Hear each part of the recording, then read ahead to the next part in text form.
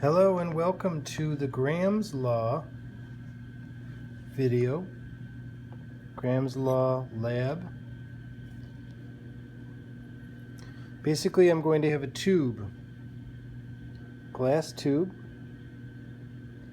and I'm going to put it in to a clamp, tighten her down,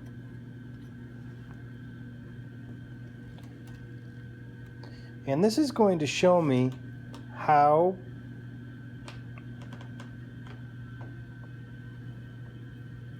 gases travel. Okay? Remember, diffusion from biology says that gases, or any other material actually, will always travel from a higher concentration to a lower concentration. So what I'm doing in this particular lab is I'm going to use ammonium hydroxide, which is the same ingredient really in smelling salt, so it really is kind of stinky. And I'm also using hydrochloric acid, and this is very concentrated. So last time I was using gloves, but I don't want to stop the video right now. But I am definitely wearing goggles. And I also have a cork here with a Q-tip, half of a Q-tip inserted in it.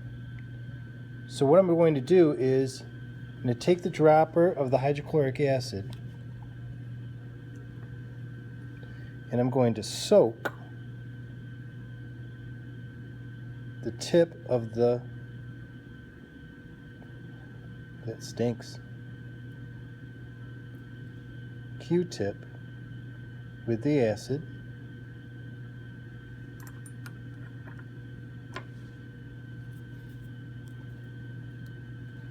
Got some on my fingers.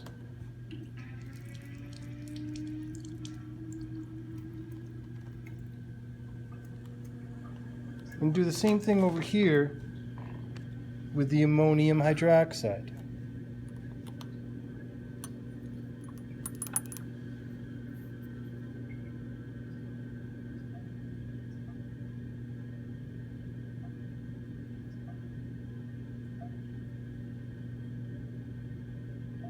Now, when these two liquids, when they go into this tube, I'm going to do this simultaneously. Okay, I'm going to put this one in this end and that one in the other end. I'm going to do it at the same time. And when that happens, I'll show you one side, I can't show you both.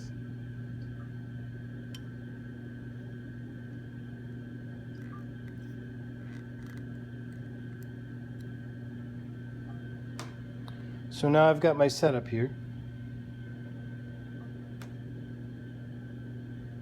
So this is going to take about 5 minutes or so.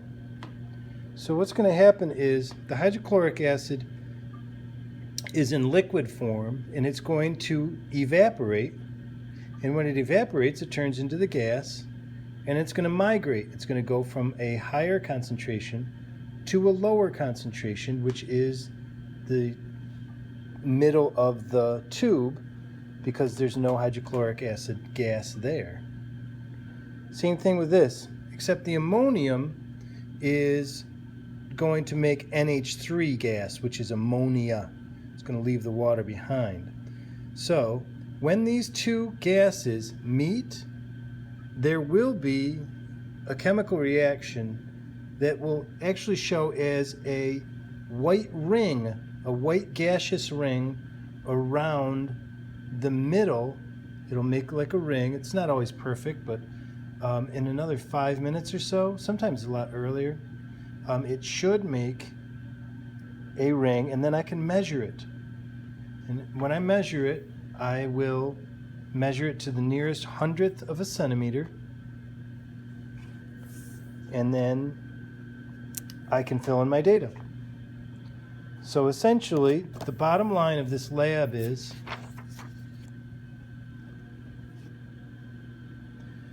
here's the distance traveled by the ammonia, NH3. I'm going to put the distance that it traveled from the tip of the Q-tip to where the ring forms. I'm going to try to get 2 trials here. And then the distance traveled by the hydrochloric acid gas. I'm going to try to get 2 trials here. I'm not going to show both trials, but I will give you an average for some data. Okay, I'll show you the average. I'm not going to spend the time doing 2 trials. All right. So let's see where we are. Did anything form? Sometimes it's hard to see. So if we use a black piece of paper, sometimes it's easier to see it with that.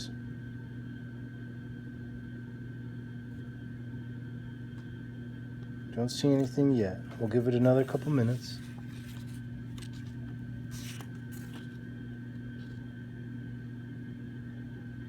So, while we're waiting for that,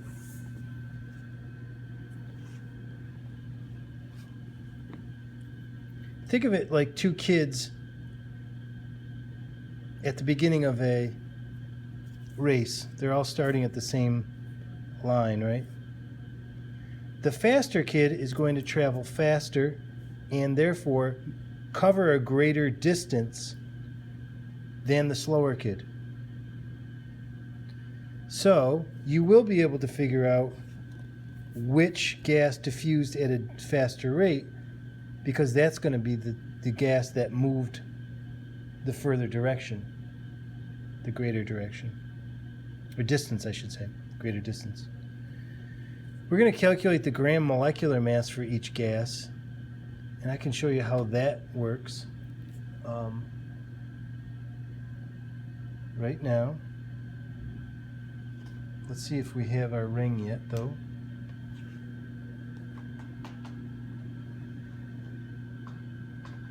I don't see any ring yet.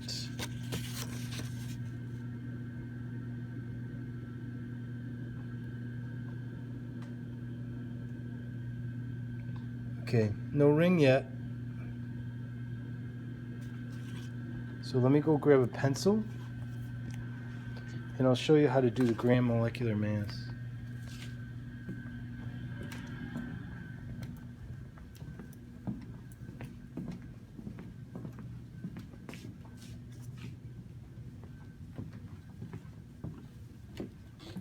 Grab a piece of scrap.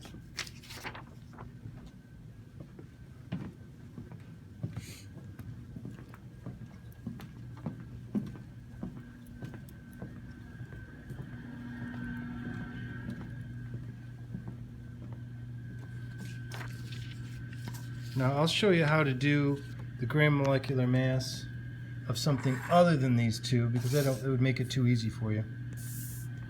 So let's say we wanted to do the gram molecular mass of water. So basically what I do is I put the number of atoms of each. Hydrogen there are 2, oxygen there's 1. And I'm going to multiply it by its atomic weight. So hydrogen is 1.001, so we'll round it to the nearest hundredth. Oxygen is going to round to the nearest hundredth with 16. Multiply them.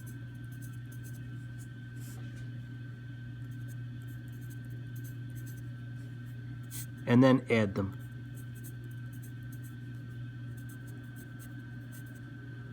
So, the gram molecular mass of water is 18.00 AMU. Okay? So, calculate the gram molecular mass for each gas. Make sure you show all your calculations. So for ammonia and HCl, you would do the same process. Okay? Add them up, and that's going to give you whatever the AMUs are. All right? Now let's see if we found any success here with our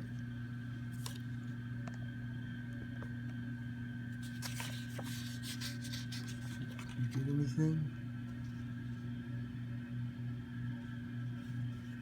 Let me pull this away. I think we've already got it.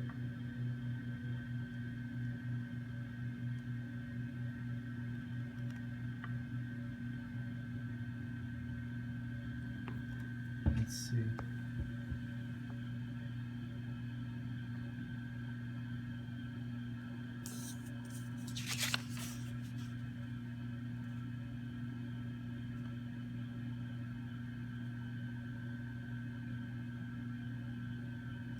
It's not showing up very well.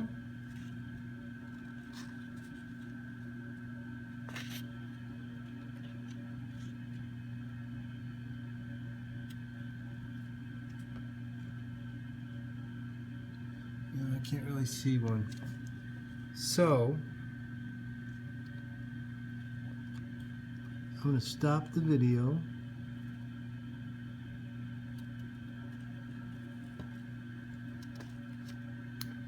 And I'm going to have to give you some data because I don't see a ring. But normally, once I saw the ring, although, hold on.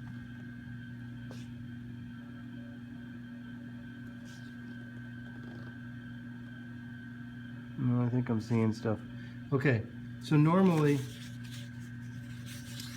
I would take my